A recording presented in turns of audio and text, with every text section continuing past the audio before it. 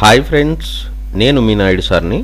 100% మీరు మాట్లాడతారు Nihali spoken English institute. ఈ వీడియోలో మనం యాజ్ ఇఫ్ గురించి తెలుసుకోబోతున్నాం. ఈ వీడియో గనక మీకు నచ్చినట్లయితే లైక్ చేయండి, షేర్ చేసుకోండి. మీరు గనక మన నిహాలి స్పోకెన్ ఇంగ్లీష్ని మొదటిసారి చూస్తూ ఉన్నట్లయితే తప్పకుండా సబ్స్క్రైబ్ చేసుకోండి. యాజ్ ఇఫ్ అంటే అయినట్లు అని అర్థం.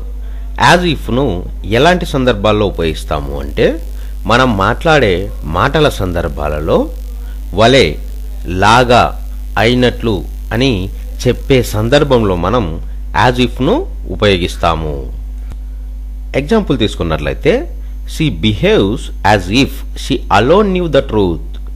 ఆమె ఒక్కతే నిజం తెలుసుకున్నట్లు ప్రవర్తిస్తున్నది. She is running as if death were chasing her. ఆమె తనను మృత్యువు తరుముకొస్తున్నట్లు పరిగెడుతున్నది.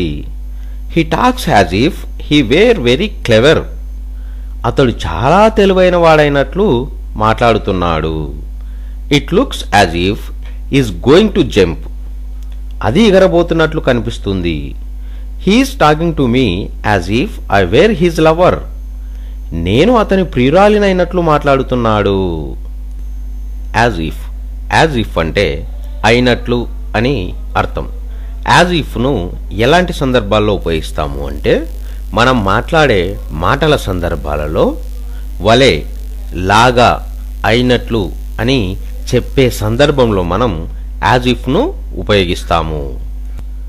ఎగ్జాంపుల్ తీసుకున్నట్లయితే, she behaves as if she alone knew the truth.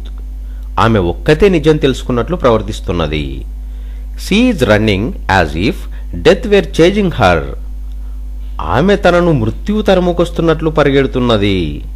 He talks as if he were very clever. అతడు చాలా తెలివైన వాడైనట్లు మాట్లాడుతున్నాడు. It looks as if is going to jump. అది ఎగరబోతున్నట్లు కనిపిస్తుంది. He is talking to me as if I were his lover. నేను అతని ప్రియురాలినైనట్లు మాట్లాడుతున్నాడు.